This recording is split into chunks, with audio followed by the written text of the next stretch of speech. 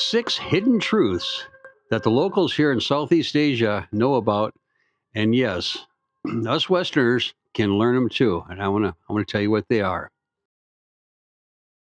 Spirituality. This first one I want to talk about. And spirituality is definitely in life daily. And first, I want to tell you a little story about what happened to me a long time ago, which kind of changed my life about Southeast Asia.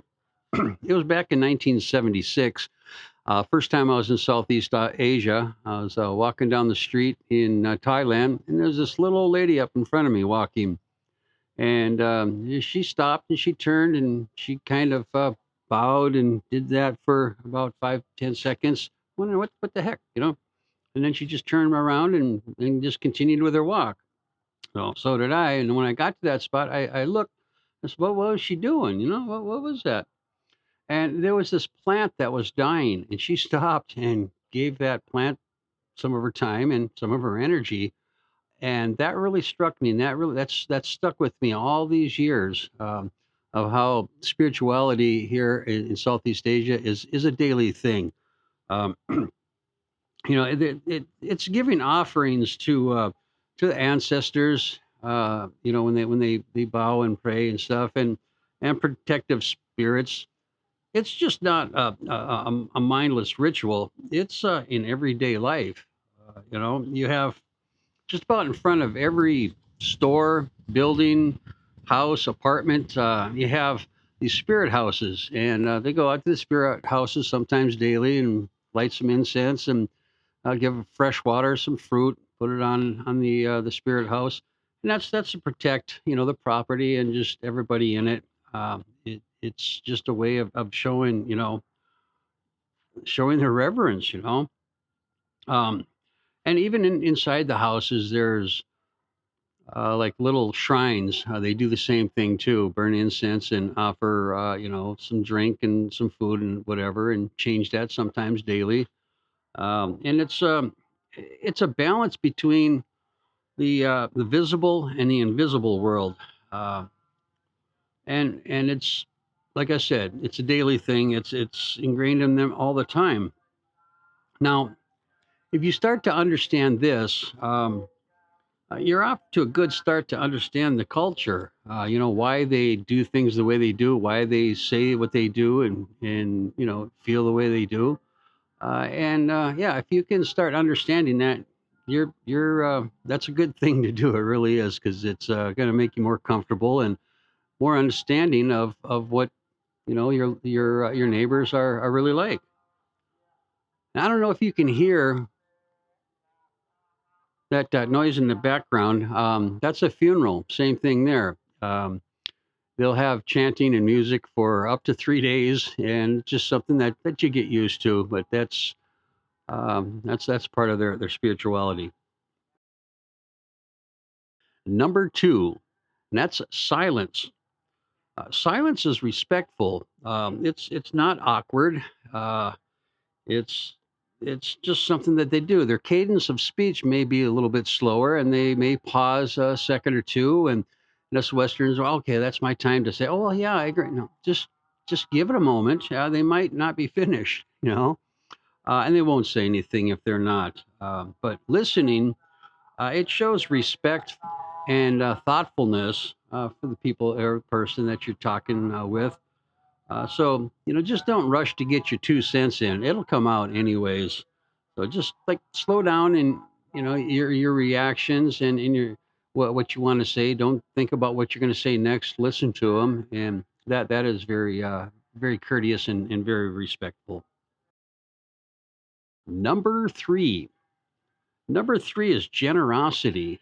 And generosity, it keeps the society going, especially out in the villages. The sharing of food and and drinks, or just sharing their time and energy. Helping somebody with something if they need help building something or moving something or whatever. And they just help each other and share favors and share their time, because in return, they're, oh yeah, I'll help you with that. You got to do that tomorrow. Yeah, no, ain't no problem.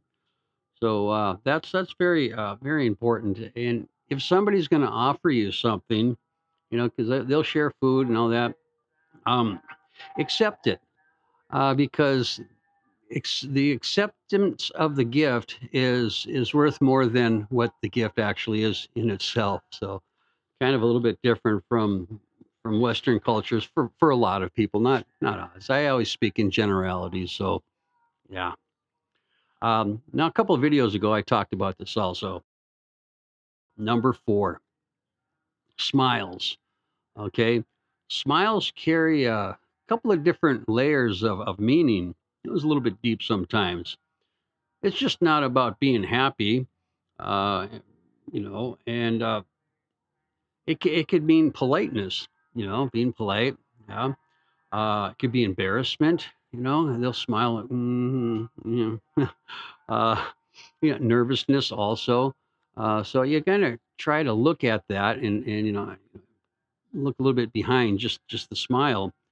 And also, probably most importantly, sometimes it's a very polite way of saying no. Um, and I'll talk about that here in a little bit. But it's a polite way of saying no. So okay, they're saying no, but they're not actually, saying the word. They don't want confrontation or anything. So, and it takes a while to understand this. Some people will, learn it quicker than others, but um, at least try, give it a shot to try to understand the local people. And this is not only just in Cambodia. This is Southeast Asia in general. Number 5. Number 5 is hierarchy. Hierarchy, and the family unit. It shapes the daily life also. They have a great respect for the age. Just because you're old and you can't work as hard or fast as you used to, you have other things. You have knowledge. Hopefully, you have wisdom.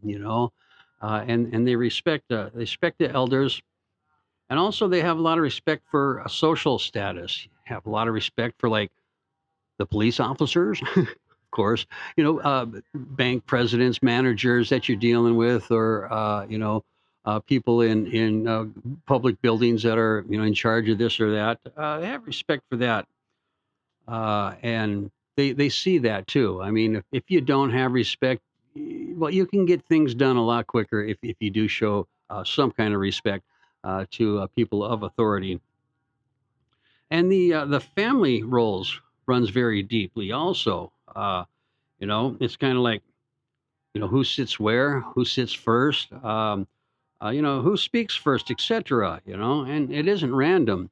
And I have an example about that. My daughter's birthday here, the first time I was there, we went out for her birthday party. We had cake, and we did the happy birthday song and all that.